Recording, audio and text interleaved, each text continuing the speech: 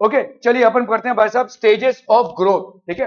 How do organisms reproduce में reproduction in human beings. All of us know that our bodies change as we become older. This change occurs in various phases, और हमारे बहुत सारे होते हैं growth phases, ठीक है। So these are basically known as growth phases. Let us understand them first, ठीक है। तो age from birth to age of 10 to 11 years, ये आपका एक ग्रोथ फेज होगा। 11 years is basically when you attain puberty. In tropical climates like that of India, you will attain puberty, wherein your body starts producing the hormones which are required for sexual reproduction to take place, ठीक है। So आपका body active हो जाता है hormones में। Let us learn about the first stage of growth and the changes that occur in girls and boys. तो rate of growth आपका higher हो जाएगा, ठीक है।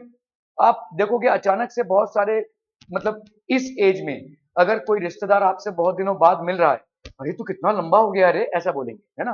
अरे तू कितनी लंबी हो गई रे, ये कितनी बड़ी। तो ये क्यों बोलते हैं, क्योंकि आपके इस पर्टिकुलर एज में फट से ग्रोथ होगा।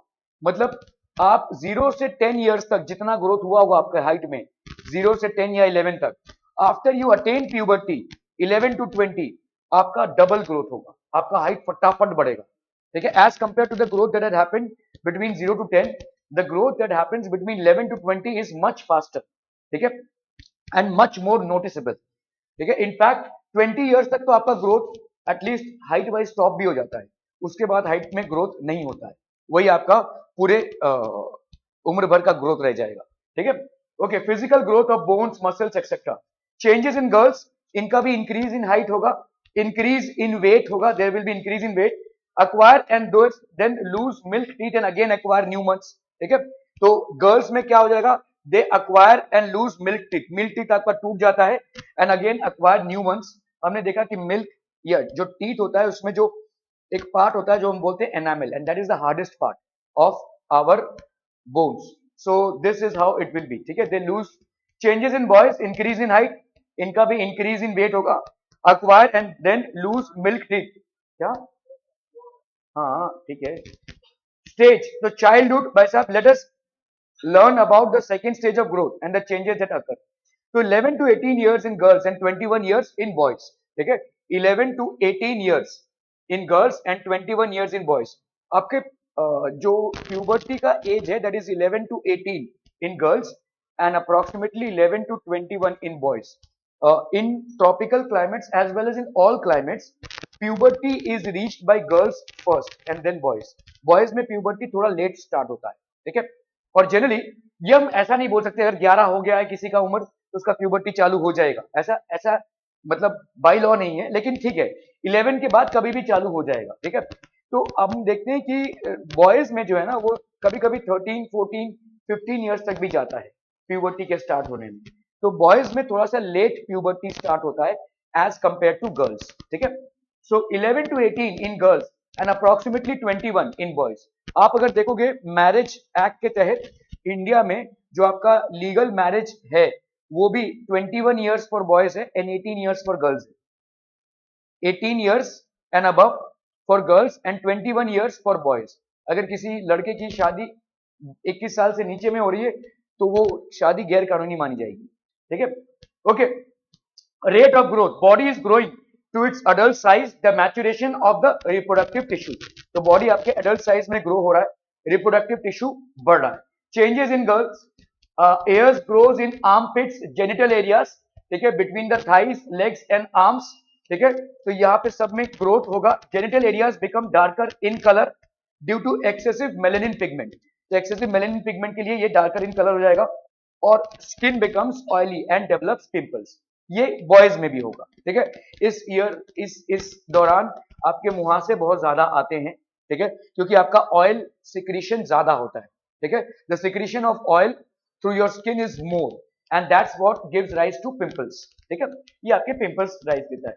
Changes in girls, breast size begins to increase, darkening of the skin of the nipples at the tip of the breast. तो अभी देखिए रिप्रोडक्टिव फेज चालू होगा and we know that once a girl becomes a mother, a woman becomes a mother, she would be breastfeeding her child।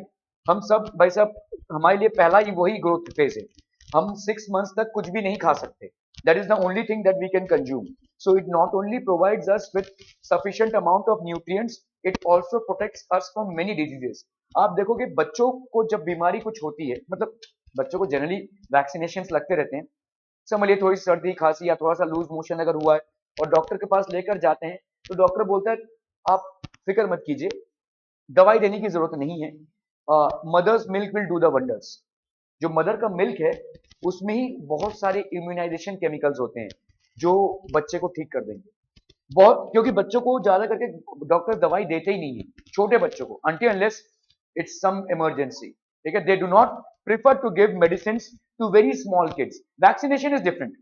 Vaccination is basically getting cured of a particular disease, but this is different, ठीक है। so आप देखोगे तो darkening of the skin, so obviously भाई साहब breast का size increase होना मतलब क्यों, क्योंकि हम मैमल्स हैं और हमारा जो न्यूट्रिशन है वो पहले 6 मंथ्स का न्यूट्रिशन हमको मदर्स मिल्क से ही मिलता है।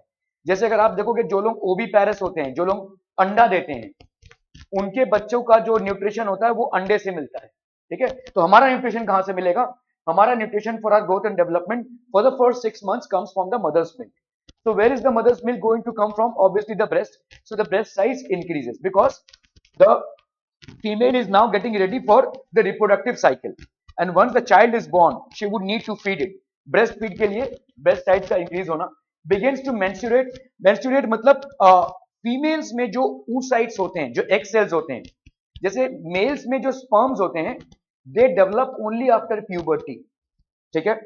जैसे हम अगर 14-15 साल हो गया है तब उसके बाद हमारा स्पर्म मैन्युफैक्चरिंग चालू होगा। The testis will be there but testosterone hormone will not be generated. Once the testosterone hormone is generated then the body becomes capable of producing the sperms, ठीक है। लेकिन फीमेल्स में जो एग्स हैं ये उनके मां के पेट में से जनरेट होना चालू हो जाते हैं। जब एक फीमेल आपके मां के पेट में है तब से oocytes जनरेट हो रहे हैं, ठीक है। ये जो oocytes हैं ये पहले से ही रहते हैं, इनका स्टॉक रहता है, ठीक है, और हर महीने आफ्टर प्यूबर्टी ये रिलीज होती है, ठीक है। ये oocytes का स्टॉक रहता है उनके ओवरीज में, ये oocytes का स्टॉक उनके पास रहेगा और यहां पे ऐसा स्टॉक रहता है एग्स का, यहां पे ऐसा स्टॉक रहता है एग्स का। और ये जो oocytes हैं या एग्स हैं, इनका स्टॉक जो है जब वो फीमेल अपने मां के पेट में तब से है, ठीक है। हाँ, एक्टिव ये होते हैं प्यूबर्टी के बाद, ठीक है। सो जैसे प्यूबर्टी आता है हर महीने एक एग रिलीज होता है on a particular day of the month. Now if this egg is basically fused by a sperm or a sexual activity has happened because of which the fusion happens, then what will happen, the zygote will be formed, और zygote will be formed मतलब बच्चे का development चालू हो जाएगा। और अगर ऐसा नहीं होता है तो क्या हो जाएगा भाई साहब, ये एग अलॉन्ग विथ, तो आपका जैसे देखिए बहुत सारे चेंजेस आने लगते हैं। तो this is basic the female reproductive system. Egg release हुआ, यहाँ पे स्पर्म्स लेट्स से पहुंच नहीं पाए या कोई सेक्सुअल एक्टिविटी नहीं हुई, ठीक है। तो क्या होगा, यहाँ पे जैसे ही एग रिलीज होता है there is a thick lining of blood vessels that gets formed in the uterus, ठीक है। ये यूट्रल लाइनिंग में thick lining of blood vessels क्यों होता है, ताकि एग जो हुआ है वो वहां पे कंफर्टेबली लैंड कर सके और वहां पे उसका डेवलपमेंट हो। हमारा सबका डेवलपमेंट यहाँ पे ही हुआ है, ठीक है। अभी अगर एग फर्टिलाइज नहीं हुआ तो क्या हो जाएगा, ये एग और ये जो लाइनिंग डेवलप हुई है ये बाहर निकल जाएगा और ये पीरियड्स का टाइम होता है, ठीक है। तो this is basically the menstrual cycle which happens for approximately 4 to 5 days in a month, ठीक है। ये आपका भाई साहब एक देखिए हमारे सोसाइटी में मेंस्ट्रुअल sin जो है उसको थोड़ा सा मतलब हम मानते हैं कि अपवित्र, ठीक है। मेरे हिसाब से साइंटिफिकली आप देखोगे अगर किसी भी कोई भी लड़की अगर डॉक्टर के पास किसी भी रीजन के लिए जाती है, सर्दी जुकाम से लेकर कोई भी बड़ा डिजीज जो भी है, डॉक्टर उससे पहली बार ही पूछेंगे कि पीरियड्स बराबर हो रहे हैं या नहीं, ठीक है। ये क्यों पूछते हैं, क्योंकि उनका एक ट्रिगर है ये, उनके पीरियड्स अगर बराबर नहीं होंगे ना तो शरीर में कोई हार्मोनल डिसबैलेंस है। हमारा कोई ट्रिगर नहीं है, main do not have a trigger. अगर कोई हार्मोनल डिसबैलेंस है वो हमको पता भी नहीं चलेगा अनटिल एंड अनलेस हम भाई साहब हॉस्पिटल में एडमिट हो जाए, ठीक है। सो ये नेचर उनको एक व्यवस्था कर दी है नेचर ने कि इनका जो पीरियड्स होता है अगर वो रेगुलरली हो रहा है पर मंथ, ठीक है, तो कुछ ठीक चल रहा है, नहीं हो रहा है तो अपने आप ही वो डॉक्टर के पास जाएंगे कि नहीं हो रहा है, देन डॉक्टर विल इन्वेस्टिगेट। लेकिन ये पहले से एक अलार्मिंग है, उनके पास एक अलार्म है, ठीक है, कि नहीं हो रहा है, इसका मतलब कोई ना कोई हार्मोनल डिसबैलेंस है, let's find it out. But for main there is know trigger, ठीक है, there is know trigger at all, ठीक है, ये बॉडी में एक ट्रिगर है। सो ये बिगिंस टू मेंस्ट्रुएट, तो ये मेंस्ट्रुएशन साइकिल जो होगा वो होगा, ये मेंस्ट्रुएशन, देखो यहाँ पे आपके एग्स का स्टोर हाउस है, this is basically the eggs का स्टोर हाउस। हर महीने एक एग यहाँ पे डिस्पैच होगा। अगर इस एग का फर्टिलाइजेशन होता है, well and good, the zygote starts development. और यहाँ पे देखो ये ब्लड वेसल्स हैं, ये यूट्रस के आजू बाजू ब्लड वेसल्स हैं, तो ये ब्लड वेसल्स का कनेक्शन होता है। ये ब्लड वेसल्स, क्योंकि ये जानते हैं कि अगर इसका फर्टिलाइजेशन हुआ तो यहाँ पे लैंड करेगा और इसका डेवलपमेंट होगा, ठीक है। अगर नहीं हुआ तो ये blood vessels along with the egg they will drain out for 4-5 days, the bleeding will happen and they will drain out, ठीक है, समझ में आ रही है। सो अगर सेक्सुअल एक्टिविटी हुई और स्पर्म्स ने एग्स के साथ फ्यूजन किया, तो menstruation will stop for the next 9 months, there will be no menstruation, ठीक है, because now the blood vessels that were deposited here along with the egg that was deposited here will now show development, ये development दिखाएंगे, ठीक है। ये पूरा use होने लगेगा, क्योंकि इसका इन ब्लड वेसल्स का जमा होने का रीजन ही ये है कि बच्चे का डेवलपमेंट हो, है ना। अगर बच्चा नहीं हुआ तो ड्रेन आउट हो जाएंगे, अगर हुआ तो ये यूज हो जाएंगे। सो नेक्स्ट 9 months तक मेंस्ट्रुअल साइकिल नहीं होगा, ठीक है, तो पीरियड्स स्टॉप, ओके। सो यहाँ पे periodic loss of blood, periodic loss of blood means regular intervals में loss of blood, it happens every month. Periodic loss of blood from the body of females starting from puberty, puberty के साथ ये चालू हो जाता है, ठीक है। Change in boys, hair grows in armpit, genital areas between thighs, legs and arms, तो यहाँ पे भी वही external organs of reproduction, okay. Genital areas become darker in colour, skin becomes oily, again यहाँ पे भी पिंपल्स आएंगे, दाढ़ी मूछ निकलेगी, ठीक है, ओके। आपके जो पसीने का ऑर्डर है दैट विल चेंज, ठीक है, the order of the growth of thicker hair on face in the form of beard and moustache, voice begins to crack, तो वॉइस का क्रैकिंग होने लगता है, ठीक है।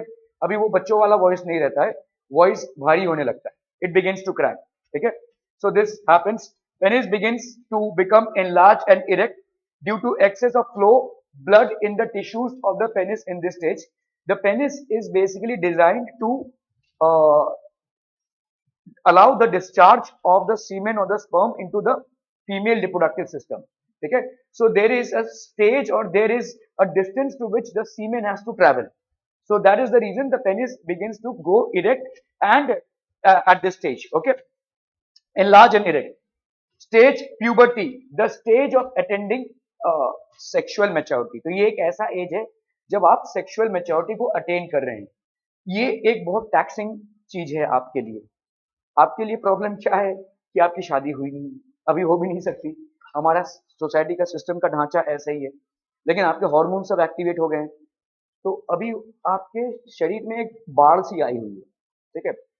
इस बाढ़ से आप एडजस्टेड नहीं है, अभी अभी आपने बचपन खेल कूद कर बिताया है और उतनी मेच्योरिटी आपके अंदर आई नहीं है, लेकिन ये सारे हार्मोन्स एक्टिवेट हो गए और आपके ब्लड स्ट्रीम में ये सब अपने हार्मोन्स रिलीज कर रहे हैं, तो ये पूरे शरीर में एक अफरा तफरी मची हुई है। और इस शरीर में जो अफरा तफरी मची हुई है, इसका एक इम्पैक्ट आपके माइंड पे भी आता है। ये जो आपका दौर है, you know, between 11 to 19 years, you are at the peak of your intelligence and you are at the peak of your physical activity as well. आप बहुत एक्टिव भी हैं मेंटली और फिजिकली, लेकिन प्रॉब्लम ये है कि कंफ्यूजन है। कंफ्यूजन इसलिए है क्योंकि आपका शरीर इससे यूज टू नहीं है। जब आप 25-30 साल के हो जाएंगे, आपका शरीर यूज टू हो जाएगा, ठीक है, तब इन हार्मोन से वो यूज टू हो गया, लेकिन अभी अभी शरीर को आदत नहीं है। तो there is a deep emotional turmoil, और इसी टर्मोइल में अक्सर लोग फिसल जाते हैं, ठीक है, या तो ड्रग्स में चले जाएंगे या तो किसी बुरी आदत को पाल लेंगे। ज्यादा करके आप देखोगे almost 80 to 90% of the crowd that consumes drugs belongs to your age group, ठीक है। कोई नशीली आदत को पकड़ लेना या इमोशनल हो जाना या मतलब अपने पथभ्रष्ट हो जाना, ठीक है, इस समय पे होता है क्योंकि यहाँ पे इमोशनल टर्मोइल बहुत ज्यादा होता है, ठीक है। So that is one thing that happens in puberty. Puberty is characterised by frequent emotional shifts, तो आपके इमोशनल मूड स्विंग्स बहुत ज्यादा होंगे, आप बहुत ज्यादा इमोशनल होंगे। अगर किसी को आपको कन्विंस करना हो कि तू टेररिस्ट बन जा, तो आसान है आपकी एज में कन्विंस करना, ठीक है। आपकी एज में किसी बुरे काम के लिए प्रेरित करना आसान है, क्योंकि आप इमोशनल हैं, more and more emotions, because there is a chemical change that is happening in your body, and this is impacting your mind, thinking process as well as your physical capabilities as well, ठीक है। so there is तो यहाँ पे आपका frequent emotional shifts होंगे, आपके mood swings होंगे, आप भाई साहब लॉजिकली चीजों को क्लैरिटी से नहीं देख पाएंगे, ठीक है, due to secretion of special hormones as there is maturation of reproductive tissues. आपको अभी भी बॉडी को इन हॉर्मोन्स की आदत पूरी पूरी लगी नहीं है, इसीलिए आपको ये सब प्रॉब्लम्स होंगे। हो गया आपका? हो गया हो तो बताइए। हाँ तो ऐसे ही पीते ही रहेंगे बार बार। हाँ अभी बंद कीजिए इसको जरा, सब बस। तो यहाँ पे आपके मूड स्विंग्स होंगे, तो this will be basically mood swings. Physical maturation of reproductive system. So the male reproductive system as well as the female reproductive system, they become active, ठीक है, they become active and they secrete the hormones. So female reproductive system will the male reproductive system will secrete the semens or the sperms which are a product of testosterone. Female reproductive system में जो आपके hormones हैं वो है progesterone and oestrogen, ये दो hormones हैं, ठीक है। सो प्राइमरी इनका जो वो है प्रोडक्शन ऑफ एग्स और ओवरी। तो age 18 onwards in girls and 21 onwards in boys, ठीक है, ये आपका हो जाएगा भाई साहब। So as reproduction in human beings, क्या इसके पहले भी हो सकता है? हाँ हो सकता है। The body is capable of reproducing but the body is at risk, ठीक है। अगर कोई माँ बन जाती है इस एज के पहले, तो the body is at risk of bearing the child, ठीक है। वो फिजिकली और मेंटली उस चीज को हैंडल शायद ना कर पाए, हाइयर पॉसिबिलिटीज यही है, ठीक है। इसीलिए गवर्नमेंट ने या WHO ने एज फिक्स कर दिया है 18 and 21। Otherwise reproductive maturity is attend even before 18, ठीक है, but the girl is at risk, ठीक है, if she becomes pregnant before 18, ठीक है, her body is at risk. Body is physically ready to reproduce. It happens by two individuals joining their bodies together for internal transfer of germ cell or fusion. The transfer of sperms from the body of male to the body of the female, that is the first process of reproduction, ठीक है। जो germ cells या आपके sperms transfer हो रहे हैं, तो stage, this is basically the adult stage. This is known as the adult stage. Any questions? No. ये सब तो वैसे महारत हासिल होगा ना, ऐसे तो PhD कर लिया होगा आपने अभी तक, हम तो सिर्फ ऐसे जो लिखा है वो पढ़ रहे हैं।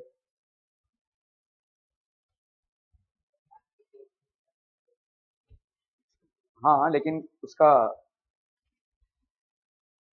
डिजाइन तो चेंज हुआ है ना। क्या कर रहे हैं? Okay, so we will talk about the two reproductive systems. One is the male reproductive system. So male reproductive system consists of portions which produce the germ cells. तो यहाँ पे and other portions that deliver the germ cells into the site of fertilization. So the sperms have to travel a huge distance inside the female reproductive system. So hence the male reproductive system is designed in such a way that the sperms are delivered at the site and they can travel that distance. ठीक है? The formation of germ cells or sperms takes place in the testes, which is found in the males. These are located outside the abdominal cavity in scrotum. Scrotum basically एक bag है, and that is located outside the body. Why? Any reason? Why is it located? Very good. Why? हाँ, तो body temperature से temperature कम होना चाहिए, ठीक है, otherwise semen will get destroyed. तो इसीलिए सीमेन हमारे बॉडी के अंदर नहीं होता है, ठीक है। These are located outside the abdominal cavity in scrotum because the sperm formation requires lower temperature than the normal body temperature. अगर ये scrotum अंदर हो तो शायद sperms produce होगा लेकिन वो मर जाएंगे, the sperms will become inactive, ठीक है। वो बॉडी के टेम्परेचर से 2-3 डिग्री थोड़ा सा कम होना चाहिए। हाँ अरे कैसे सवाल करता है भाई, ये अगर बॉडी के अंदर होगा तो बॉडी के टेम्परेचर, अरे कम होना चाहिए बॉडी टेम्परेचर से, ज्यादा नहीं, कम होना चाहिए, इसीलिए वो बॉडी के बाहर है। अगर वो बॉडी के अंदर होता था तो बॉडी का टेम्परेचर लेता था, तो बॉडी का टेम्परेचर अगर लेगा तो वो डाई आउट हो जाएंगे स्पर्म्स। इसीलिए बॉडी के टेम्परेचर से 2-3 डिग्री कम, that is called, that is the reason the scrotum is there. ठीक है, कुछ कुछ जब बच्चे पैदा होते हैं, they basically have the this thing inside the body. ठीक है, कुछ कुछ बच्चों जब पैदा होते हैं तो उनका ऑपरेशन करके बाहर निकालना पड़ता है स्कॉटम को। ठीक है, at times the scrotum might be located in their abdomen, so that has to be operated and taken out. ठीक है, एटलीस्ट बिफोर प्यूबर्टी वो करना ही पड़ेगा, वरना जितने भी आपके स्पर्म्स प्रोड्यूस होंगे दे विल डाई आउट। ठीक है, अगर बॉडी टेम्परेचर में वो प्रोड्यूस हो रहे हैं। तो the purpose of scrotum is to ensure that the testis और the testosterone is getting a temperature below the body temperature. ठीक है, testis secrete a hormone, this is known as testosterone. ठीक है, ये टेस्टोस्टेरोन हार्मोन जनरली हम बोलते हैं कि मेल्स में ही होता है, क्या फीमेल्स में भी होता है? ओके, आपने देखा होगा अक्सर कि testosterone definitely is a male hormone, but it is also produced in females. लेकिन फीमेल्स में प्रोजेस्टेरॉन और एस्ट्रोजन प्रोड्यूस होता है, जिसके वजह से टेस्टोस्टेरोन अपना एग्जिबिट नहीं कर पाता। ठीक है, लेकिन जब मेनोपॉज हो जाता है आफ्टर 45 इयर्स में भी, when menopause happens, what will happen, this testosterone hormone will become predominant. और आप देखोगे टेस्टोस्टेरोन हार्मोन का एक पैटर्न है मेल बॉल्डनेस, जिसको हम बोलते हैं। ठीक है, टेस्टोस्टेरोन हार्मोन, मेल्स में बाल उतने ज्यादा नहीं होते सर पे, है ना, ये मेल बॉल्डनेस एक पैटर्न है, ये टेस्टोस्टेरोन हार्मोन की वजह से होता है। आप देखोगे फीमेल्स में after 45 years of age the baldness starts to appear, क्योंकि जैसे ही मेनोपॉज हो गया तब उनका प्रोजेस्टेरॉन और एस्ट्रोजन हार्मोन जो है ऑलमोस्ट इनएक्टिव हो गया है, तब इनका टेस्टोस्टेरोन हार्मोन एक्टिव हो जाएगा। ठीक है, मोर प्रिडोमिनेंट हो जाएगा, और जैसे ये मोर प्रिडोमिनेंट होगा they will show signs of losing their hair from their head. ठीक है, मेल बॉल्डनेस पैटर्न वो दिखाएंगे। तो टेस्टिस secrete a hormone called as testosterone. Testosterone regulates the formation of sperm formation, and brings about changes as apparent as seen in the boys at the time of puberty. ठीक है, boys में सिर्फ testis से sperm production ही testosterone control नहीं करता है, और भी बहुत सारी चीजें कंट्रोल करता है।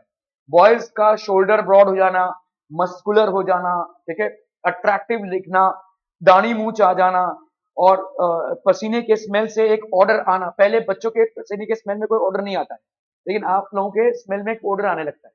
ठीक है, सो ये सारी चीजें जो होती हैं वो टेस्टोस्टेरोन की वजह से होती है। These are secondary sexual characteristics that develop along with the primary sexual characteristic of producing sperms. ठीक है, ये सब आपके डेवलप होंगे। Testosterone regulates the formation of sperms and brings about changes in appearance seen in boys at the time of puberty. तो जो भी आपके चेंजेस दिखते हैं, आपका वॉइस, मतलब बच्चे से एक भारी वॉइस हो जाना, या आपके शोल्डर्स ब्रॉड हो जाना, थोड़े से मस्कुलर हो जाना, या दाढ़ी मूंछ का आना, पसीने में एक स्मेल आना, तो ये सारी जितने भी आपके, और आपका स्किन टोन चेंज हो जाना, पिंपल्स आना, ये सब आपके टेस्टोस्टेरोन से जुड़े हुए हैं। टेस्टोस्टेरोन का प्राइमरी फंक्शन स्पर्म प्रोडक्शन है। ठीक है, ओके, सो ये आपका ब्लैडर है, दिस इज सेमिनाइन वेसिकल्स। ये सेमिनल वेसिकल्स होते हैं, ये स्पर्म को बेसिकली फ्लूइडिटी देते हैं। ठीक है, these are seminal vesicles. The sperms formed are delivered through the vas deferens. Penis का बायोलॉजिकल नेम वास डेफरेंस। ठीक है, vas deferens is basically the male reproductive organ. ठीक है, the sperms formed are delivered through the vas deferens which unites with a tube coming from the urinary bladder. तो urinary bladder से एक ये जो vas deferens है, this is basically a common point to deliver urine as well as sperms. तो mails में आपके दोनों अलग जगह से पास आउट नहीं होते हैं। The place from where urine passes is the same place from where the sperms are discharged as well. ठीक है, so ये urinary bladder, इसीलिए देखो urinary bladder के साथ unite हो गया, unites with a tube coming from the urinary bladder, because the passage of sperms and the urine happens to the same place, that is vas deferens. ठीक है, okay, so ये vas deferens हो गया, ये हो गया आपका bladder. The urethra thus forms a common passage for both the sperms and the urine. ये एक important point है, यूरेथ्रा जो होता है ये आपका कॉमन पैसेज पॉइंट है both for sperms as well as urine in males. ठीक है, तो स्पर्म्स अलग पाथवे से निकल रहे हैं और यूरिन अलग पाथवे से निकल रहा है, ऐसा नहीं है, both have the common passage. ठीक है, यूरेथ्रा, ठीक है, for mails. So urethra is the common passage for both mails and for both sperms as well as आपका urine. Along the path of vas deferens, glands like prostate and seminal vesicles. तो आपके prostate glands होते हैं और seminal vesicles होते हैं. They nurture the sperm. ठीक है, इस sperm को थोड़ा टाइम लगेगा एग तक पहुंचने के लिए और तब तक उसे जीवित रहना है. ठीक है, तो they nurture the sperm. So they nurture the sperm at their secretions. तो ये जो आपके ग्लैंड्स हैं, prostate glands and seminal vesicles, prostate and seminal vesicles add their secretions so that the sperms are now in a fluid which makes their transport easier, and this fluid also provides nutrition. उन sperms को जिंदा रहना है. किसी भी cell को जिंदा रहने के लिए उसको खाना तो देना पड़ेगा, न्यूट्रिशन तो देना पड़ेगा. अभी ये स्पर्म्स को ब्लड से कोई न्यूट्रिशन मिल नहीं रहा है, तो इसीलिए ये जो प्रोस्टेट ग्लैंड्स हैं और सेमिनाइल वेसल्स हैं, they provide what, they provide fluidity as well as nutrition. इन दोनों का फंक्शन क्या है? फ्लूइडिटी प्रोवाइड करना, फ्लूइड होगा तो आगे तक जाएगा, और न्यूट्रिशन प्रोवाइड करना, because the sperms have to cover a journey in order to reach the ovum. ठीक है, इसको प्लीज लिख लीजिए. ये आपके seminal prostate glands and seminal vesicles. फटाफट फटाफट से इसको लिख लीजिए. Prostate glands and seminal vesicles का फंक्शन क्या है? To provide fluidity and nutrition to the travelling sperms.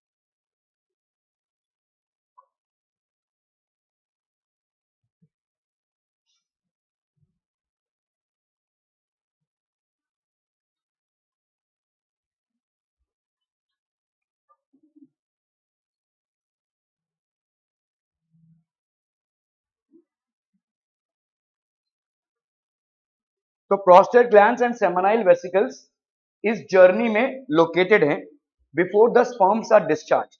And what is their function? To make the sperms more fluid and to add nutrition. Fluid क्यों? क्योंकि उनको बहुत दूर तक जाना है फीमेल रिप्रोडक्टिव सिस्टम पे ट्रैवल करके in order to reach the ovum. तो फ्लूइडिटी होनी चाहिए, और millions of sperms are actually released in one discharge, but only a handful are actually able to make their way. ठीक है, बहुत कम ही they are able to make their way to the eggs. Most of them die in the transit. ठीक है, समझ में आ रहा है? तो seminal vesicles and prostate glands, they increase the fluidity as well as provide the nutrition. क्या ये समझ में आ रहा है? Okay okay okay. Penis is the portion of the reproductive system that delivers the sperm to the site of fertilization. इसको अपन vas deferens भी बोलेंगे. This is also known as vas deferens. ठीक है, so आपका biological नाम है vas deferens. This is the one organ which discharges the sperms into the female reproductive system at the site of fertilization. The sperms are tiny bodies that consist of many genetic material and a long tail. तो आपका देखो tiny bodies है और ये long tail है. ये tell किस लिए? ताकि वो स्विम करके आगे जा सके. This tail basically is providing fluidity. ठीक है, एक्चुअली में जो भी माल मसाला है जिससे रिप्रोडक्शन होगा वो यहाँ पे है. ठीक है, इसके अंदर न्यूक्लियस है, क्रोमोसोम वगैरह सब कुछ है. This tail is providing the fluidity for it to actually go है. ठीक है, this is query. So this is the genetic material, this is the long tail. So at the head you will have the genetic material of a sperm, and this is the long tail which increases its fluidity that helps them to move towards the female germ cell. तो ये female germ cell है और ये एक sperm है. तो ये आपका एक सांप को जैसे मूवमेंट देता है, वैसे ही इसका जो टेल्स है, it is actually providing fluidity to the movement of the sperm. ठीक है,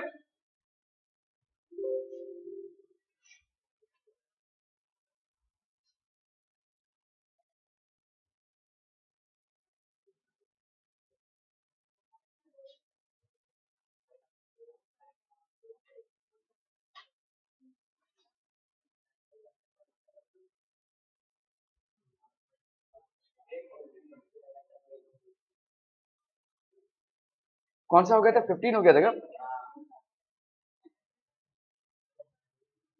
So we will now start with the female reproductive system. Okay.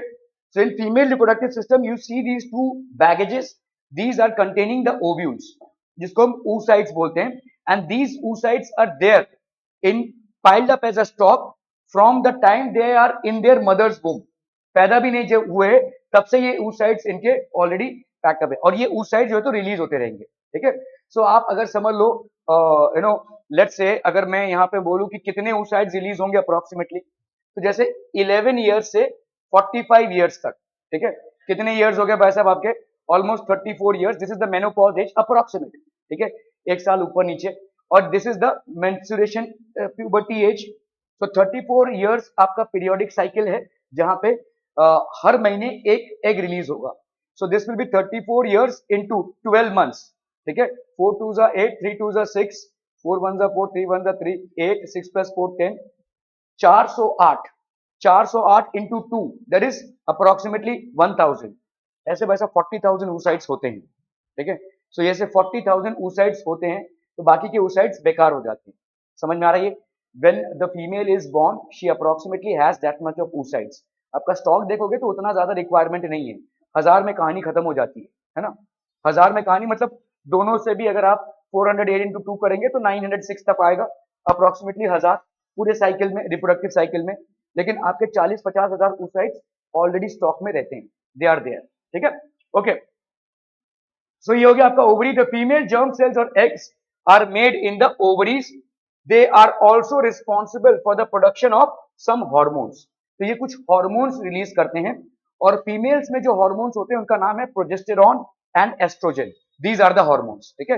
Progesterone and estrogen. तो ये ओवरीज होती हैं. When a girl is born, the ovaries already contain thousands of immature eggs. ठीक है. इनको अपन oocytes बोलते हैं. वो बर्न होने के टाइम पे नहीं, जब वो माँ के पेट में थी तभी से ऐसे thousands of immature eggs हैं. ठीक है. These are known as oocytes. ठीक है. Okay. On reaching puberty, some of these start maturing. तो ये आपके immature eggs हैं और जैसे प्यूबर्टी में प्रवेश होता है तब एक एग हर महीने रिलीज होगा, एक मेच्योर एग. ये mature egg is capable of actually fusing with a sperm. ठीक है. That is called the mature. ठीक है. Mature egg. Okay. One egg is produced every month by one of the ovaries. तो एक egg produce होगा by the ovaries. These are the ovaries. One matured egg is produced. अभी एक चीज जो आपको समझनी है कि स्पर्म जो है मोटाइल होता है लेकिन ovaries are not that motile. ठीक है. ये फेलोपियन ट्यूब से निकलकर यहाँ पे स्टक होते हैं. दे कैनॉट मूव अराउंड फटाफट. जैसे स्पर्म्स आपके मूव हो रहे हैं, स्पर्म्स की एंट्री यहां से लेकर यहां तक उनकी जर्नी होती है. ठीक है. But the ovaries do not move that much. इनका उतना ज्यादा मूवमेंट होता नहीं है. ठीक है. One egg is produced. The egg is carried from the ovary to the womb through a thin oviduct known as the fallopian tube. ये है आपका फेलोपियन ट्यूब. ये ओविडक्ट तक जाएगा. यहां से ओवरी से रिलीज हुआ, ये आपका फेलोपियन ट्यूब है, यहां तक आएगा और स्पर्म पूरा यहां से लेकर यहां तक आएगा इन ऑर्डर टू फ्यूज. ठीक है. This is known as the fallopian tube. तो ओविडक्ट ये आपका देखिए एक एग रिलीज हुआ, बस यहाँ पे आ जाएगा, ये ज्यादा मूव नहीं करेगा. ठीक है. It is not that motile. The two oviducts unite to an elastic bag like structure. तो this is known as the uterus. और हम सबका डेवलपमेंट यहाँ पे हुआ है. ठीक है. The uterus is the place where in the fertilised egg lands up and the development of the baby happens. ठीक है. ये क्वेश्चन सा बन जाता है. So this is called the uterus. Okay. The uterus opens into vagina through the cervix. तो यहाँ पे भाई साहब आपका this is the vagina and this is the cervix. तो uterus opens to the cervix. Now the sperms enter through the vaginal passage during sexual intercourse. तो sperms जो है तो एंटर करते हैं through the vaginal passage during the sexual intercourse. ठीक है. They the act of reproduction. Now यहाँ पे देखिए ऑलरेडी एग्स रिलीज हुए हैं. एक एग भाई साहब आपका ट्रैवल होकर यहां तक आया है. ये स्पर्म्स यहां से एंटर हो रहे हैं. देखो ये मिलियंस में है लेकिन यहां तक जाते जाते ऑलमोस्ट 8-10 ही बचते हैं. ठीक है. ये जाकर यहाँ पे एग के साथ फ्यूज करेंगे. They will fuse with the egg. ठीक है. So the sperms travel once they are discharge. ठीक है. The fertilised egg the zygote gets implanted in the lining of the uterus. तो ये जो यूट्रस की लाइनिंग है यहाँ पे जाइगोट होएगा और ये यहाँ पे लैंड करेगा. ठीक है. ये बहुत सारे डिविजन होंगे इसके. ये जाइगोट जो है पहले 1 2 4 8 10 ऐसे डिविजन होते जाएंगे. इन डिवीजन से ही आपके हाथ पैर नाक कान जो भी है सब बनता है, जो जितने भी हमारे ऑर्गन है उनसे बनता है। दोनों तरफ जा सकते हैं, एक जिस तरफ भी होगा उस तरफ जाकर उसको फर्टिलाइज करेगा। नहीं नहीं, दोनों तरफ भी जा सकते हैं, वही तो मैं बोल रहा हूँ, स्पर्म्स दोनों तरफ भी जाएंगे। आपको एक साइड में ही दिखाया गया है to have a better clarity. Actually दोनों तरफ से ही एग रिलीज हो सकते हैं, दोनों तरफ से भी जाकर किसी भी एग को वो फर्टिलाइज कर सकते हैं। ठीक है, क्या ये समझ में आ रहा है? एक एग को एक ही स्पर्म फर्टिलाइज कर सकता है, एक एग को दो स्पर्म फर्टिलाइज नहीं कर सकते। One egg will be fertilise by one sperm only. क्या ये समझ में आ रहा है? ठीक है, ओके। सो एक ही एग रिलीज होगा, या तो उधर से या तो इधर से। आपके ओवरीज वहां पे लोकेटेड है, दोनों में से हर महीने एक एग रिलीज होगा। ठीक है, और वो एग अगर सेक्सुअल इंटरकोर्स के दौरान फर्टिलाइज हो जाता है तो जाइगोट डेवलपमेंट और द लेडी बिकम्स प्रेग्नेंट। ठीक है, ओके।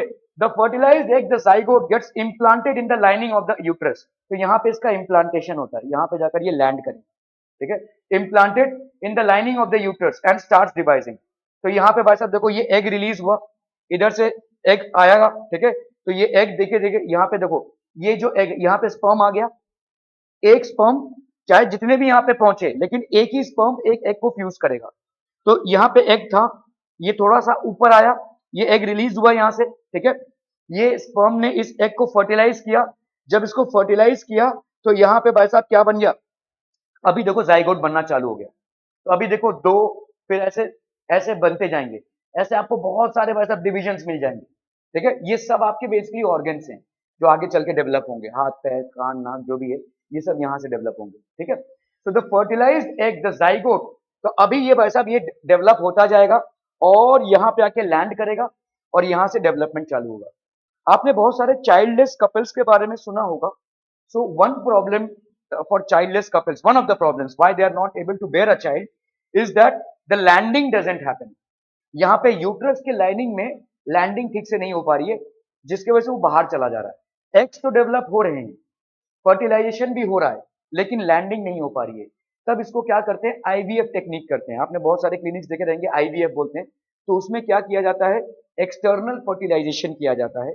मतलब आ, हाँ, टेस्ट ट्यूब बेबी जिसको हम बोलते हैं, वो बेबी एक बार डेवलप हो गया तो उसके जाइगोट को कभी कभी सरोगेट मदर को किया जाता है। सरोगेट मदर मतलब हम बोल सकते हैं रेंटल वूम। ठीक है, मतलब किसी दूसरे लेडी में उसको ट्रांसफर किया जाता है ताकि उस बच्चे का वहां पे डेवलपमेंट हो। ठीक है, जीन्स का फ्यूजन हस्बैंड और वाइफ से लिया गया है, बच्चा वहां बन चुका है, सिर्फ उसका डेवलपमेंट यूट्रस में करवाएंगे। तो that is basically called surrogacy या सरोगेट मदर बोलते हैं उसको। ठीक है, सो इसमें क्या होता है कि चाइल्डलेस कपल है बहुत सालों से, तो उनको बच्चा नहीं हो पा रहा है। ठीक है, तो ये जो पहले इसका फ्यूजन करा दिया गया, इसको इंजेक्शन से निकालकर उस सरोगेट मदर के अंदर डाला जाएगा, जहां पे उस बच्चे का डेवलपमेंट होगा। After she delivers the baby, मतलब जो भी उनका रेंट या जो भी उनका फीस है वो देना पड़ेगा। That is called surrogacy. ठीक है, इसको अपन सरोगेट मदर्स खुद बोलते हैं। इम्प्लांटेड, ये इम्प्लांट हो जाता है। तो बहुत सारे जगहों पे ये इम्प्लांटेशन नहीं हो पाता है। ठीक है, वो जो यूट्रल लाइनिंग है वो तैयारी नहीं हो पाती है फॉर सम डिजीज और the other.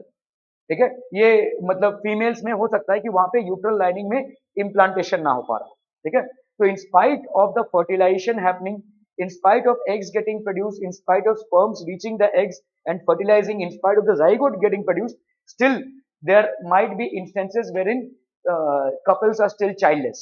So in that case surrogacy is taken care of, मतलब surrogacy में development किया जाता है। Okay, the attachment of the fertilized egg or zygote to the wall of the womb at the start of pregnancy. तो ये जो zygote है ये womb wall के साथ attach हो जाता है। ठीक है, दैट इज कॉल्ड इम्प्लांटेशन। ये इम्प्लांट हो गया भाई साहब, अभी वो वहां पे ही उसका डेवलपमेंट होगा। ठीक है, वहां पे डेवलपमेंट होगा एंड स्टार्ट डिवाइडिंग। तो आप अगर देख रहे हो यहाँ पे कितना डिवीजन हो रहा है, देखो दो, दो से चार, चार से आठ, हजारों ऐसे डिविजन हो जाएंगे। ठीक है, these divisions are actually going to lead to the organs that are going to get form. ठीक है, any question? Some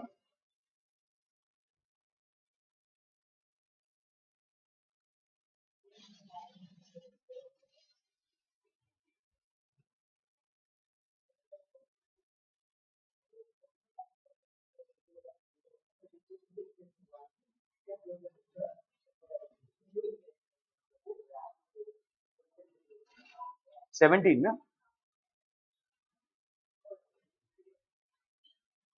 okay, so development and child birth, तो यहाँ पे फीमेल रिप्रोडक्टिव सिस्टम हमने पढ़ा. We have already studied that the mother's body is designed to undertake the development of the child. तो आपका अगर देखोगे ऐसे चाइल्ड का डेवलपमेंट होता रहेगा, ठीक है. This is basically everybody story out here. 4 months, 5 months, 6 months, 7 months, 8 months and finally 9 months. ये जो पीरियड होता है इतना, ये जो हमारा ह्यूमन बींग्स का डेवलपमेंटल पीरियड है वो 9 months है नॉर्मल डिलीवरी के लिए, ठीक है. इसको अपन पार्चुरेशन बोलते हैं, ठीक है, जेस्टेशन पीरियड बोलेंगे इसको. This is known as the gestation period, wherein 9 months take for the development. अगर कोई प्री मेच्योर बेबी होता है तो काफी सारे कॉम्प्लेक्सिटीज हो सकते हैं. अगर उसको 9 महीने नहीं मिले हैं, उसके पहले उसकी डिलीवरी हुई है फॉर व्हाटसएवर रीजंस, ठीक है, there might be many complexities, ठीक है. उसको बचाना थोड़ा मुश्किल है, ठीक है, उसको बचाना थोड़ा मुश्किल है.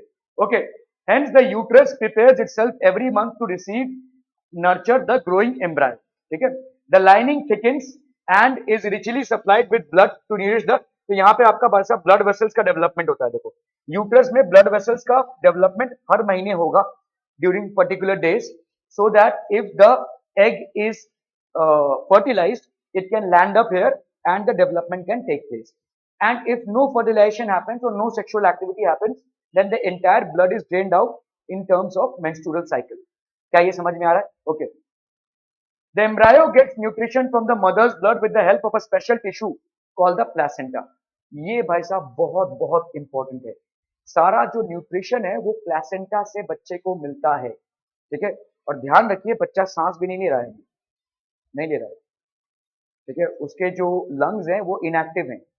बच्चे का जब तक जन्म नहीं होता है तब तक उसके लंग्स इनएक्टिव है. हार्ट बीट रहेगा लेकिन सांस नहीं ले रहा है वो, ठीक है. तो इसका मतलब ऑक्सीजन से लेकर न्यूट्रिशन तक सब कुछ माँ के ब्लड से प्लेसेंटा से होकर उसको जाता है, ठीक है. यही ऑक्सीजन है. इसीलिए जब बच्चा पैदा होता है तो डॉक्टर उसको रुलाने की कोशिश करते हैं. बच्चे का रोना हेल्दी साइन है, ठीक है. अगर बच्चा नहीं रो रहा है तो उसको मारेंगे रुलाने के लिए. Yes, because the lungs have to activate, क्योंकि अभी उसका बचना मुश्किल है. उसका जो अम्बिकल कॉर्ड था जिससे वो अपने माँ के साथ जुड़ा हुआ था, वहां से उसको ऑक्सीजन मिल रहा था अपनी माँ के ब्लड से. अभी वो अम्बिकल कॉर्ड कट चुका है, so now he is on his own. So his lungs have to become functional as soon as possible, because of which either if he starts crying the lungs will automatically become functional, or he might be thrashed by the doctor to for the lungs to become functional, ठीक है. तो हाँ, तो बहुत problem है. हो सकता है बच्चा ना बचे, हो सकता है. अगर चालू एक टाइम के में चालू नहीं हो पाता क्योंकि आपके पास 3 मिनट ही रहता है. 3 मिनट में आपका चालू होना चाहिए.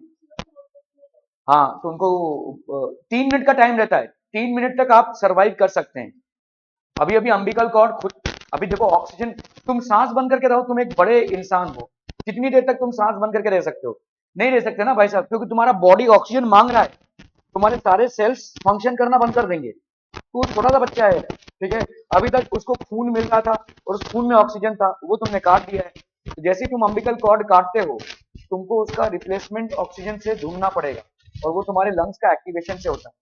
और लंग्स का एक्टिवेशन अगर 3-4 मिनट में नहीं हुआ तो बच्चे को बचाना मुश्किल हो जाएगा, बहुत ज्यादा मुश्किल हो जाएगा. जैसे भी मारते हो, ठीक है, but it has to be activated. उसको पेन होना चाहिए, तो उसको जैसे ही पेन होगा पैन से रोएगा और फिर वो एक्टिव हो जाएगा. दैट इज व्हाट, ठीक है. So this is basically the placenta. ये आपका प्लेसेंटा है और इस प्लेसेंटा से जुड़ा हुआ अम्बिकल कॉर्ड होता है, ठीक है. इस अम्बिकल कॉर्ड से nutrition, blood plus oxygen, everything is received by the baby, ठीक है. Okay, this is the disc which is embedded in the uterine wall. तो आपके भाई साहब यूट्रस के वॉल में ये डिस्क होता है along with the umbilical cord. ये नाभि से जुड़ा होता है, ठीक है. This is the umbilical cord. Placenta contains villi on the embryo side of the tissue. तो यहाँ पे विलाई होते हैं ऐसे, ठीक है. Embryo side of the tissue it contains villi. Finger like projections होते हैं ये, ठीक है. On the mother side are blood spaces which surround the villi. This provides a large surface area. Villi क्या होता है, जैसे अगर आप सब लोग ये जो डोर मैट होता है, डोर मैट में आपने देखा ऐसा रहता है ना, ताकि आपके आपके जूतों से वो निकाल दे माल मसाला, ठीक है. तो वैसे ही मदर के ब्लड सेल से ज्यादा न्यूट्रिशन अचीव कर ले या खींच ले, इसके लिए विलाई होता है, ठीक है।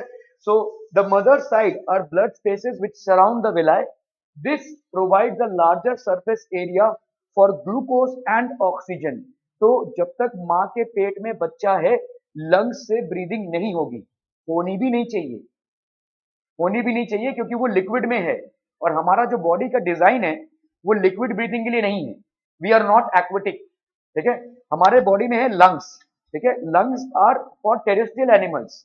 अभी बच्चा कहाँ पे है? लिक्विड में है, मतलब पानी में है, ठीक है। उसका लंग्स से वो ब्रीथ कर ही नहीं सकता है, करने भी जाएगा तो सांस अटक जाएगी। आप अगर भाई साहब पानी के नीचे सांस लेने जाएंगे तो और तकलीफ हो जाएगी। आप जब तक पानी के नीचे रहेंगे तब तक आपको सांस बंद करके रखना पड़ेगा, है ना।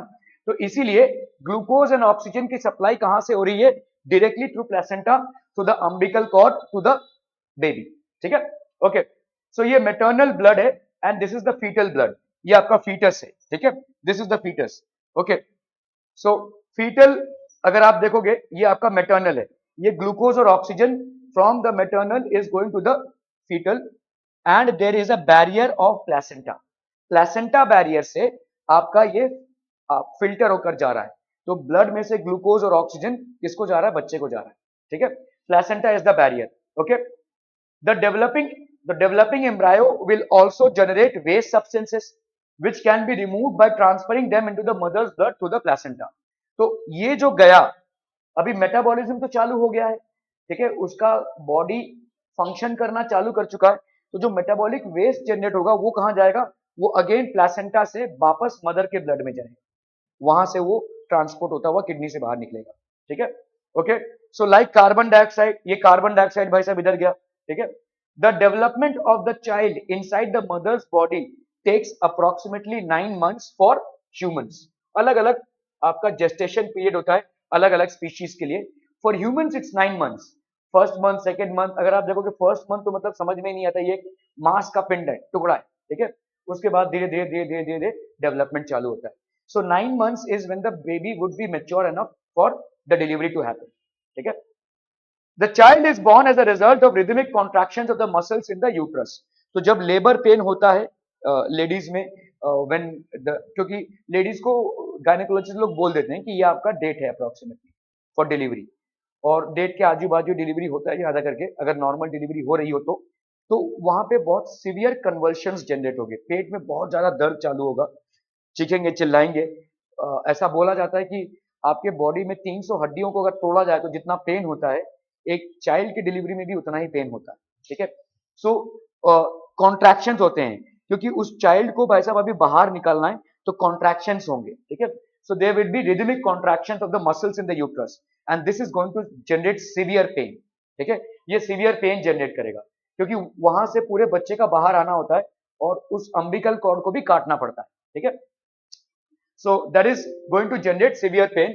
एक बार ये पेन चालू हो जाता है तो उसका मतलब the lady has to be taken to the hospital and the delivery has to happen under medical guidance, ठीक है। तो वो इंडिकेशन है। हाँ सर बोलो। नहीं नहीं नहीं हुआ, मैंने 3-4 बार बंद करके चलाया, पता नहीं वो रेडी दिखा रहा है।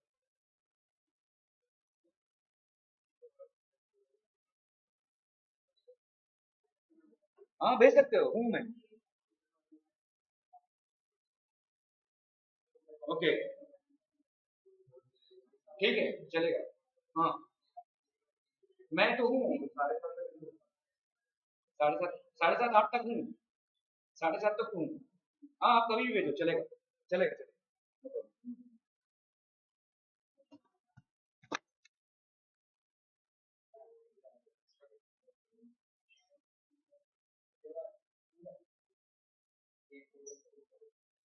कौन सा हो गया?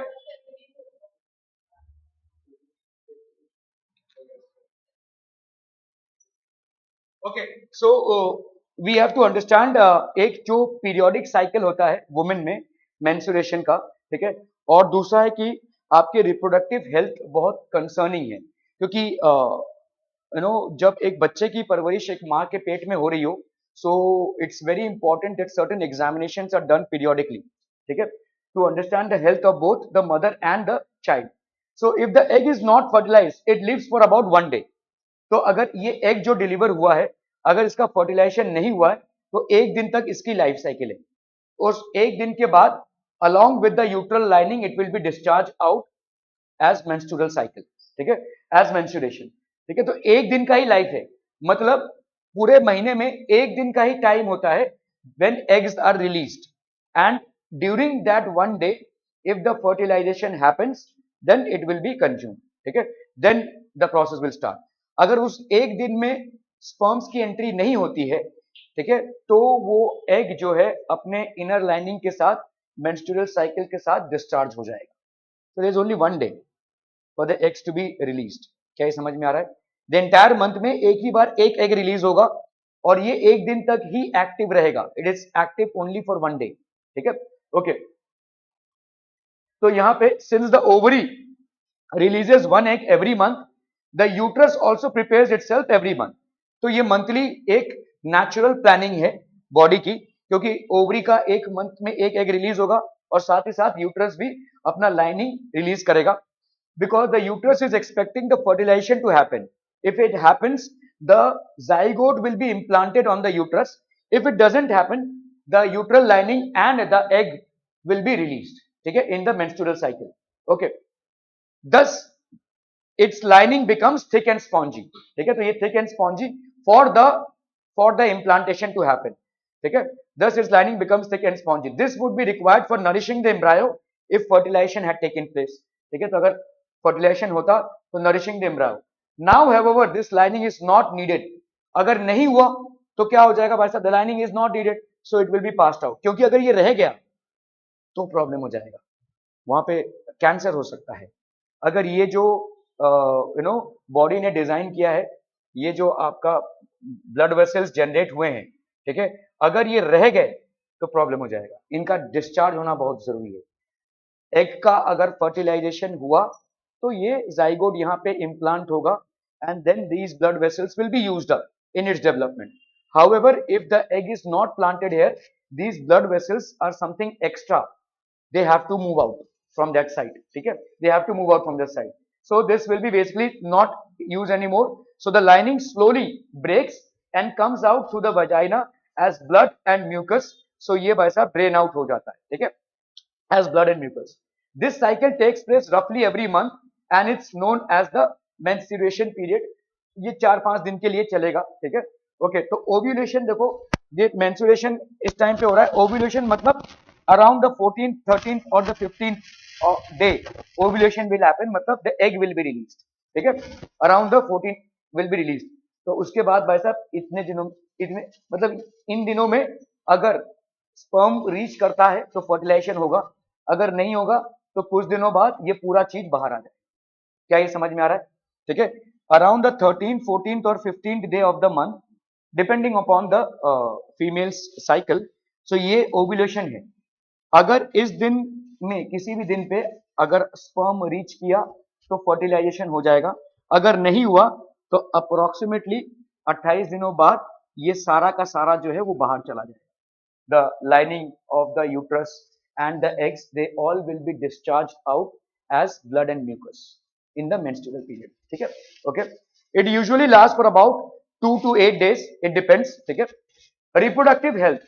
Since the sexual act is a very intimate connection of bodies, it is not surprising that many diseases can be sexually transmitted. So बहुत सारे sexually transmitted diseases होते हैं जिसको हम STDs बोलते हैं. We all are aware of AIDS. ठीक है, which is highly transferable. Then there is syphilis. ठीक है, diseases which are spread by sexually contacting with an infected person are known as sexually transmitted diseases and these are known as STDs. Generally लोग इस चीज को, अभी लोग क्या मतलब, ऐसा हम सिर्फ यंग कपल्स के बारे में ही नहीं बोल सकते, हम मतलब बूढ़े बुजुर्ग के लिए अभी बोल सकते हैं.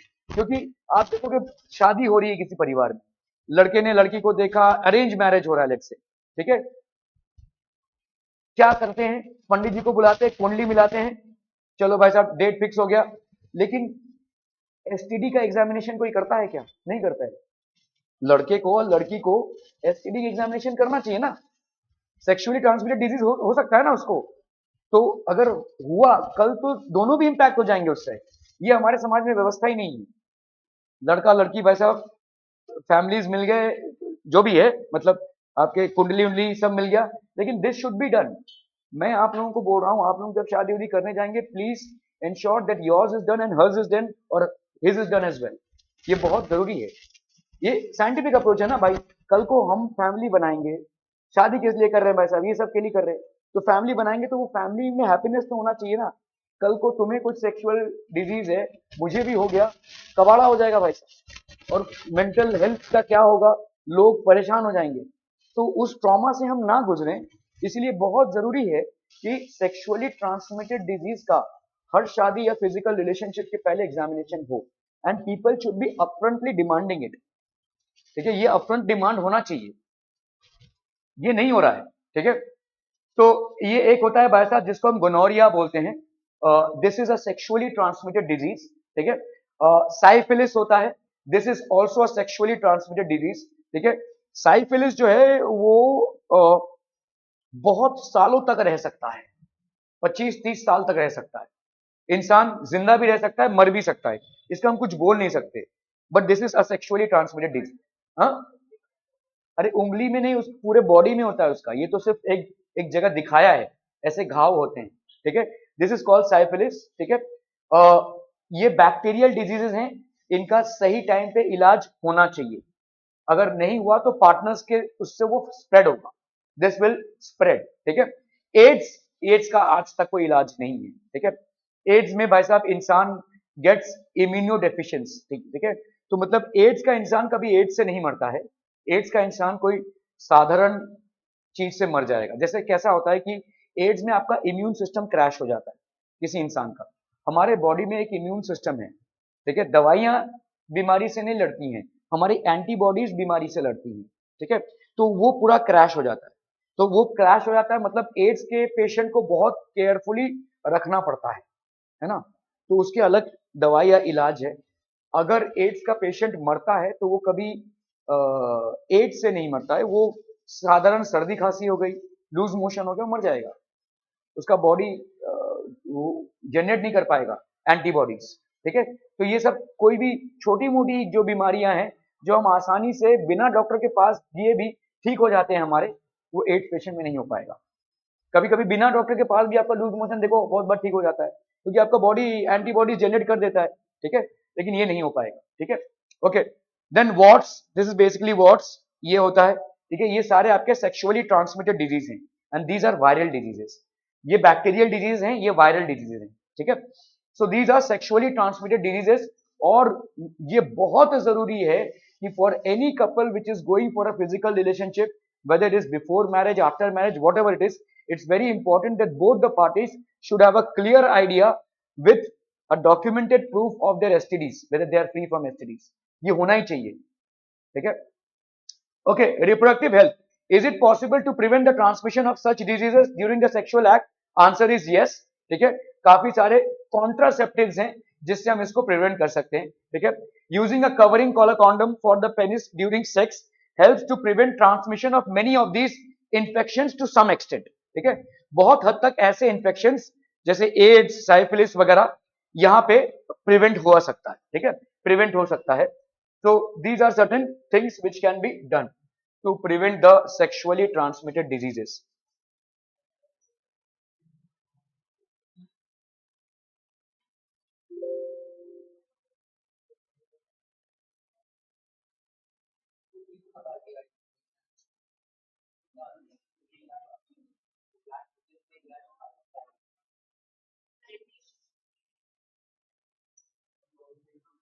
Okay, so need for contraception. Contraception मतलब क्या है? Birth control measures. ठीक है, so why do we need contraception? हम भाई साहब ऑलमोस्ट एक्सप्लोसिव हो चुके हैं पॉपुलेशन में, so it's very important that we actually try to prevent the further growth of population. ठीक है, so methods of contraception, reproductive health and healthy society. So reproductive health, the sexual act has always the potential to lead to pregnancy. Whenever the sexual act happens, obviously it will happen between people who have attained puberty. So will it result in pregnancy? We can't say, क्योंकि वो depend करता है कि female अपने ovulation period से गुजर रही है या नहीं, लेकिन सेक्सुअल एक्ट हुआ, so there is a high risk of pregnancy being done, ठीक है। और ये प्रेगनेंसी वांटेड भी हो सकती है, अनवांटेड भी हो सकती है, ठीक है। तो this can lead to serious problems. Pregnancy will make major demands on the body and mind of the woman. तो मेजर डिमांड्स होगा, काफी स्ट्रेसफुल सिचुएशन होगी लेडी के लिए, क्योंकि उसका माइंड और बॉडी जो है प्रेगनेंसी को सूट करना चाहिए, ठीक है। A lot of stressful things will happen during pregnancy, so the the female has to be mature to handle this. Weakness होगा, नौसिया होगा, उल्टियां होंगी, ठीक है, स्ट्रेस होगा, चक्कर आएगा, बहुत सारी चीजें होंगी, ठीक है। And if she is not ready for it, her health will be adversely affected. Generally 18 years के नीचे girls are not ready for pregnancy. ऐसा हो भी सकता है कि 18 ईयर्स के बाद भी शायद ना हो, लेकिन 18 ईयर्स के पहले तो नहीं है। प्यूबर्टी उनका हो गया है, they will be able to manufacture ovaries, ovulation, menstrual period सब कुछ हो गया है, लेकिन they might not be able to handle pregnancy. इसीलिए legal age for marriage has been certified as 18 for girls, ठीक है। So, and if she is not ready for it, her health will be adversely affected. Therefore, many ways have been devised to avoid pregnancy. So, sexual activity हो और pregnancy ना हो, इसके लिए काफी सारी चीजें हैं, ठीक है। So, these methods or ways are called as contraceptive methods. तो इनको अपन क्या बोलेंगे भाई साहब? These are known as contraceptive methods or methods of birth control, ठीक है। So these contraceptive methods have number of categories based on their approaches. One category is the creation of mechanical barrier that sperm does not reach the egg. तो एक mechanical barrier create किया जाए ताकि sperm produce होने के बाद भी egg तक ना रीच करे, ठीक है। So this is called mechanical barrier. This method is known as the barrier method, ठीक है। So methods of birth control, एक हो गया आपका barrier method which can be as a result of usages of condoms, ठीक है। Okay, then we have diaphragm. ये diaphragm insert किया जाता है, prevent the entry of sperms. This diaphragm is inserted inside the female reproductive system. हाँ बोलिए ना।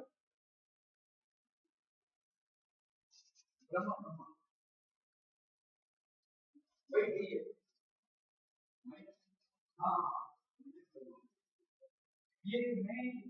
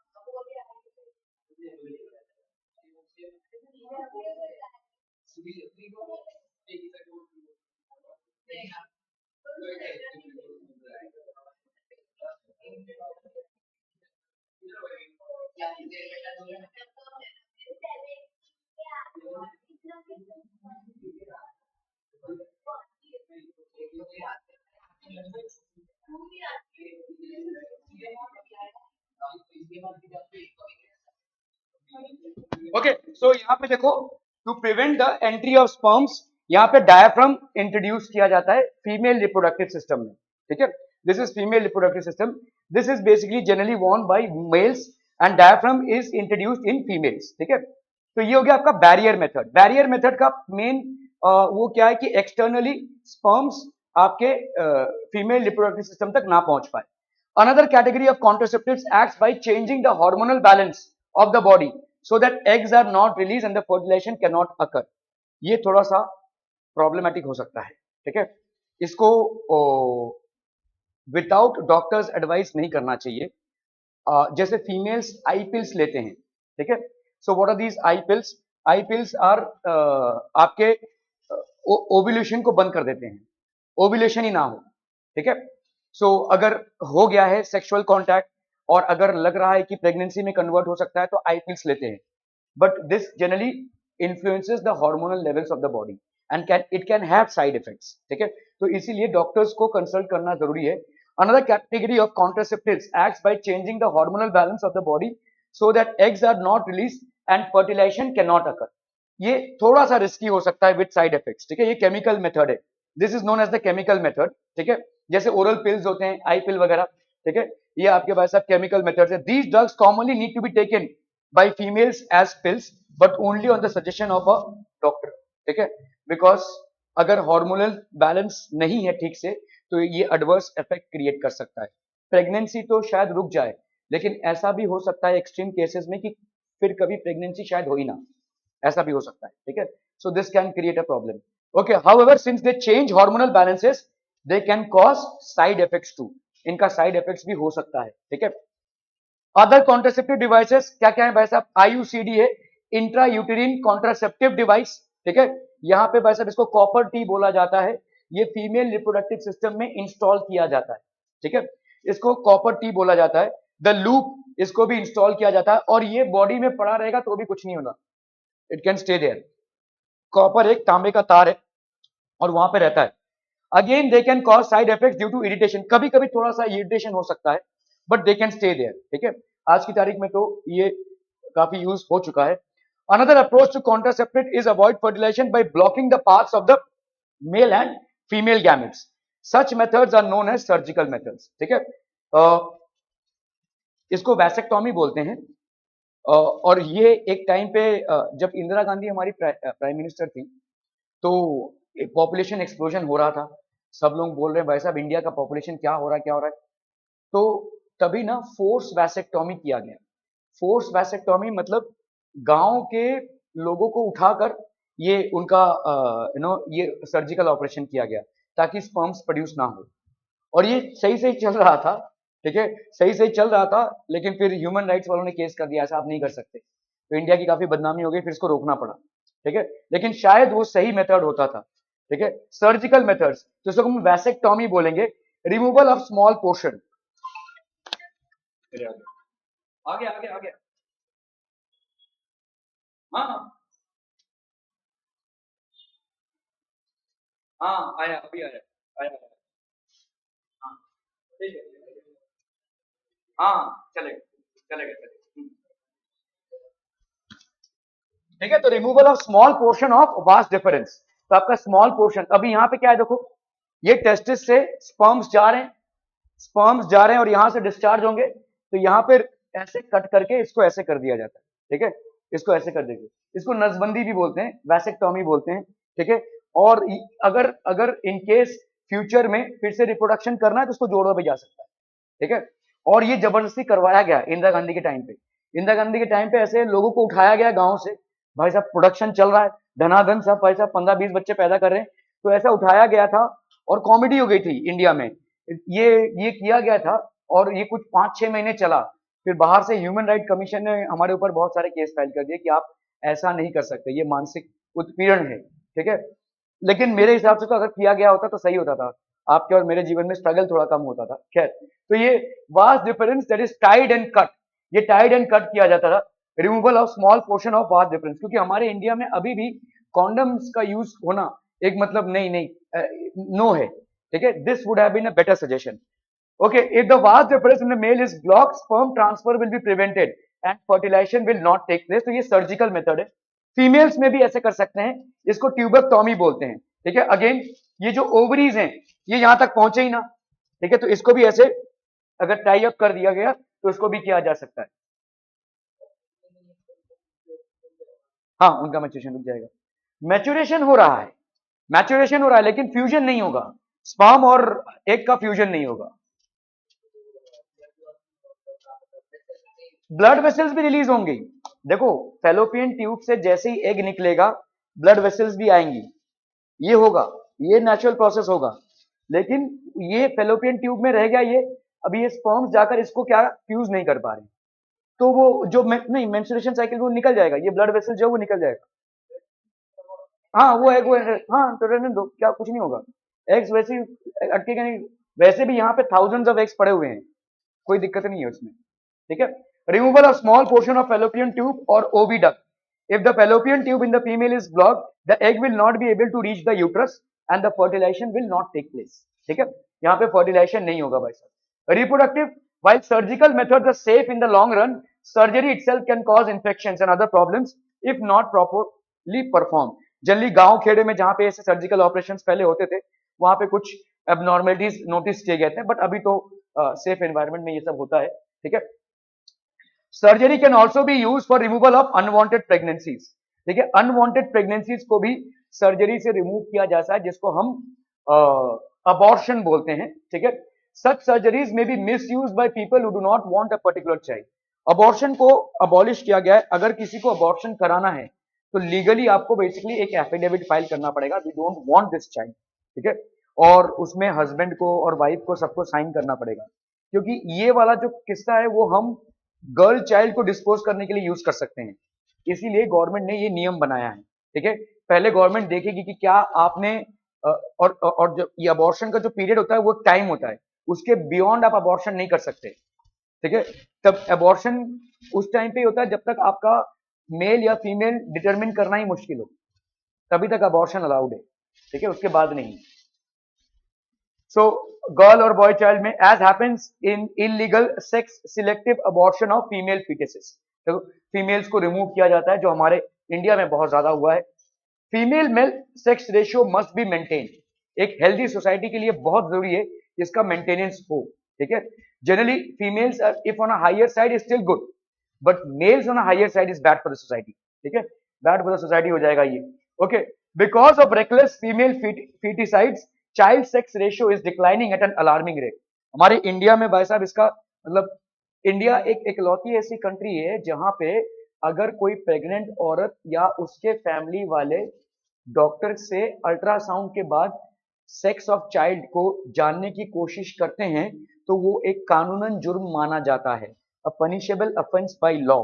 Doctor can call the police and get them arrested, सिर्फ पूछने के लिए, ठीक है। डॉक्टर को अल्ट्रासाउंड पे पता चल जाता है कि ये मेल है या फीमेल है, लेकिन डॉक्टर डिस्क्लोज नहीं करेगा, और डॉक्टर ने डिस्क्लोज किया डॉक्टर को पुलिस पकड़ेगी, ठीक है। तो ये नियम है, और आप सोचिए कि ये नियम किस कंपल्शन ने हमारे यहाँ बनाया गया है। आप फॉरेन कंट्रीज में जाएंगे ना, तो वहां पे डॉक्टर्स आपको अपफ्रंटली बोल देते हैं ये लड़का है या लड़की, वहां पे कोई रोक टोक नहीं है, क्योंकि वहां पे ऐसी मानसिकता नहीं है। यहाँ पे जैसे ही जाना हमने लड़की है तो इसको खत्म कर दो, है ना, ये मानसिकता है। अभी भी डॉक्टर्स के ऊपर ये लागू होता है, लेकिन अंदर ही अंदर अंडर द टेबल सब हो ही रहा होगा, ठीक है, जिसकी वजह से आपका सेक्स रेशियो जो है बहुत बुरी तरह से बिगड़ा हुआ है, ठीक है। द सेक्स रेशियो इज, तो ये फीमेल फीटिसाइड होता है।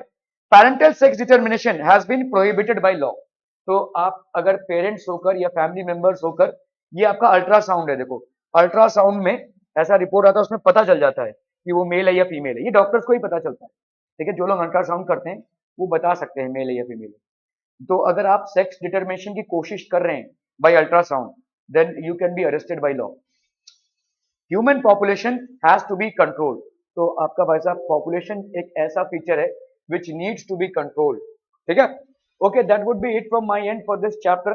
Any questions, some बच्चा बाड़ी? No. बहुत बढ़िया।